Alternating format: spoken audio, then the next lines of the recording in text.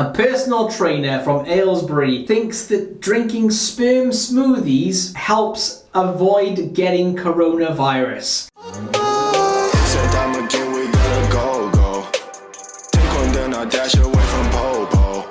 Yeah, snakes around my grass, they want my dodo. But I keep a 40, they don't know, no. Ladies and gentlemen, boys and girls, welcome to Small Talk. This is a show designed to go through the weird and wonderful stuff that happens on our planet every single week. And believe me, even though everyone's still in lockdown, there's a lot of weird shit going on. But this show aims to give you a happy end to the week. That sounds wrong. I didn't mean, Lads, rejoice. Football is making a comeback. Some leagues around the world have already restarted behind closed doors, meaning empty stadiums. Some clubs have got quite creative on how to fill those empty seats with cardboard cutouts. And other clubs are filling them with mannequins, or in this case, not what they thought was a mannequin. FC Seoul from South Korea had to apologize after accidentally using sex dolls to replace fans in an empty football ground. That is not a mistake. I am sorry, that is not. Can you imagine the chat at the training ground before that match? What celebration are you going to do when you score? Maybe the Mbappe, maybe the Ronaldo? Nah, let's do the doggy instead. What the hell's a doggy? Jump the advertiser boards, grab a doll and go to changing rooms. Hey! And after their 1-0 win on the weekend, the club had to issue a public apology on Instagram. But one commenter wrote, "Just look at their breasts. They're 4 times bigger than those of normal mannequins." Sorry, do you go around comparing mannequin-sized breasts? How do you know that they're 4 times bigger? That makes no sense. But I can guess after the 1-0 win, the players probably did have a slightly different post-match celebration, if you know what I mean. Possibly my favorite this week. A 93-year-old has gone viral on Facebook because she was shielding and she ran out of beer. She's pictured here with a whiteboard saying, "I need more beer," standing in her front window of the house. Since then, the photo has been seen by millions of people all over the world, and thousands of people across the state have offered to deliver her a special care package of her favorite beer. So fair play to everybody who's helping out this young woman in need. Let's jump across to Russia now, where things are done a little bit different over there, just to say the least. A nurse in Russia is facing disciplinary action after getting in trouble for wearing a bikini through her see-through PPE. And a patient said that there was no objection to her attire, but there was some embarrassment.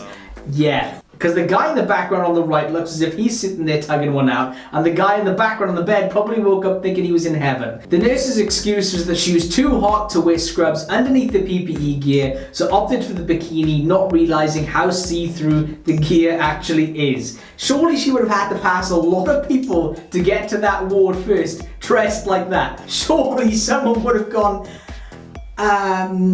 what are you doing?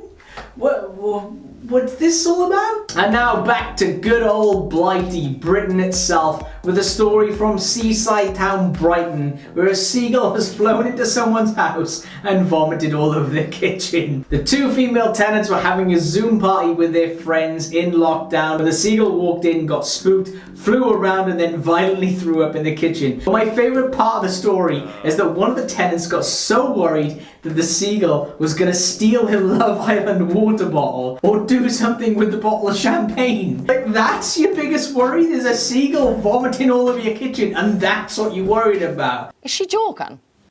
I couldn't give a shite. And now for our final story of the week, the absolute most bizarre one that I came across this week. A personal trainer from Aylesbury thinks that drinking sperm smoothies helps avoid getting coronavirus. I'm not even making this shit up. Mother of 2 believes that drinking smoothies with a shot of sperm has helped to boost her immune system and is helping prevent coronavirus. Tracy Kiss, 32, said she's not had a cold or flu for 3 years because of her concoction, no pun intended, is made using donations for her boyfriend, and she takes 3 shots a week. Can you imagine waking up next to her? "Do you want a coffee this morning, love?" "No, I think I'll have a smoothie."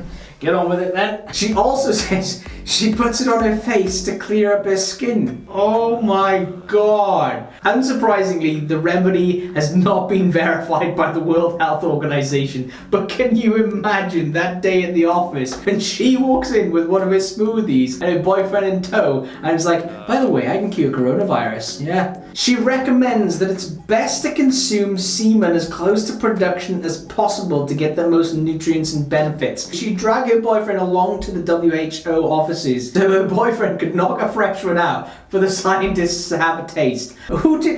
How do you decide who tries that? Do you do short straw? Do you pick the smallest card on the deck?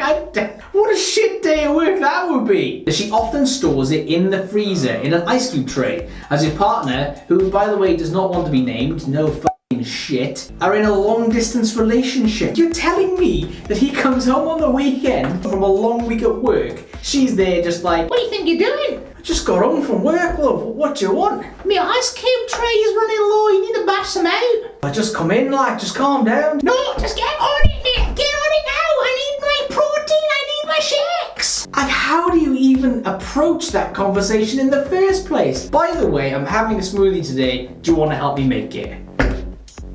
But if you are one of these people that likes to try all these things out, then go ahead. That's not an official channel recommendation, by the way, but let us know the verdict. Then use the hashtag small talk.